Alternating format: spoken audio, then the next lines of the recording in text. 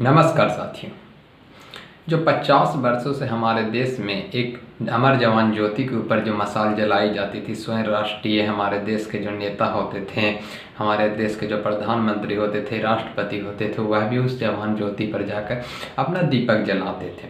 उस दीपक को बुझाने का ऐलान हमारे मोदी गवर्नमेंट ने कर दिया है। ऐसा क्यों करना पड़ा, इसके पीछे क्या है कारण, आज पूरा इस वीडियो में समझेंगे। वीडियो शुरू करने से पहले बता दें कि अगर आप हमारे चैनल पर नए हैं तो चैनल को सब्सक्राइब कर लें, जिससे आने वाले वीडियो का नोटिफिकेशन आपको मिल जाए। अब समझते हैं, जब मोदी जी का मुद्दा है तो कंट्रोवर्शियल होना तो जायज़ है, क्योंकि मोदी जी ने बिना ऐलान किए अचानक से इस तरह का योजना उनका कंट्रोवर्शियल का कारण बन ही जाती है। कंट्रोवर्शियल इस वजह से हो गई क्योंकि जो अमर जवान ज्योति था उसको बुझाने का ऐलान हमारे प्रधानमंत्री के द्वारा कर दिया गया। प्रधानमंत्री के द्वारा तो ऐलान कर दिया गया, लेकिन जो अपोजिशन में बैठे लीडर हैं उनको तो हजम होने वाली नहीं थी, क्योंकि उनको कहना था कि इतिहास के साथ छेड़छाड़ है। वास्तविकता में अगर इस पर फैक्टिफाइज भी देखी जाए दोस्तों तो इसमें हिस्टोरिकल ही है, क्योंकि जो अमर जवान ज्योति है जो हमारे देश के जो वीर सपूत जो शहीद हुए उनके याद में वह जलाई जाती थी। लेकिन उसके ही जस्ट बगल में एक वॉर मेमोरियल बना दी गई।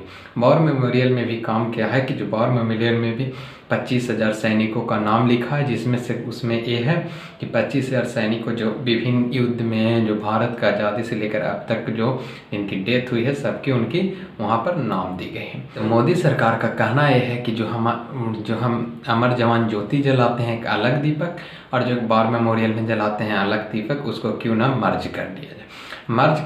जो कंट्रोवर्शियल इस कारण हो गया क्योंकि उस लोगों का कहना है क्या कि देश के पास ईंधन खत्म हो गई, उससे कितने का बचत होगी, कितने का क्या होगी, जो हिस्टोरिकल कुछ उस तरह से चेंज कर दिया जाए। एक सवाल और लोगों के बीच फैला रहा है कि इस तरह का कदम उठाया ही क्यों गया। तब इसको फैक्टिफाइड रूप से हम समझते हैं एक एक करके। इस तरह का कदम उठाने के पीछे ANI जो राष्ट्रीय न्यूज एजेंसी है, जो उसका सूत्र के मुताबिक बताया गया कि इसको बुझाया नहीं गया, इसको मर्ज कर दिया गया है। तो मर्ज कर दिया गया तो लोगों को कहना इसको मर्ज करना पड़ा क्यों। तो मर्ज करने पीछे के कारण बतलाते हैं कि हमारे जो गवर्नमेंट है उनके हिसाब से कहना है कि जो मर्ज इसलिए किया गया क्योंकि जो हम दो अलग अलग दीप जलाते थे उसको एक में जलाएंगे। इससे कई लोग को आहत भी हुआ कि किसी लोग जो भारतीय जनता पार्टी या गवर्नमेंट के पक्ष में है उनको थोड़ा सही भी लगा। जब ऐलान हुआ तो ट्विटर हैंडल तो भारत में कोई भी चीज़ ऐलान होता है तो जाग ही जाता है। हैंडल पर शायराना अंदाज में अखिलेश यादव लिखते हैं कि उन्हें कैसे रास आएगी शहादत की रोशनी, जिन्होंने की हो हवा से लौ की मुखबरी। उसी प्रकार जो हमारे राहुल गांधी अपोजिशन लीडर है वही ट्वीट करके बतलाएं कि जो हमारी आने वाली गवर्नमेंट है उसमें अगर हम पावर में आते हैं तो हम फिर से हमारे जवान ज्योति को जला देंगे। तो सोचने वाले लोगों का कहना यह है दोस्तों कि जब सेंट्रल विस्टा जैसे अलग अलग जो मोदी जी का फ्लाइट का खर्चा, मोदी जी का कार का खर्चा जब इतना है तो क्या एक अमर जवान ज्योति जलाने के लिए हमारे देश के पास पैसे नहीं हैं। पैसे की वजह अगर नहीं है या कुछ उस तरह से तो हमें सरकार को यह डिनोट करवाना होगा कि हमारे देश में भी पर्याप्त है, क्योंकि आज़ादी के लोगों के साथ, फ्रीडम फाइटर के सम्मानों के साथ हमें आहत करने की कोई इजाज़त नहीं है, क्योंकि आप देश के प्रधानमंत्री रहिए या तो देश किसी आम नागरिक रहिए। ट्विटर हैंडल पर लोगों ने तो कुछ ने ये भी लिख दिया कि जो इतिहास को मिटाते हैं इतिहास उन्हें खुद मिटा देता है, क्योंकि इतिहास से खेलना सही बात नहीं है।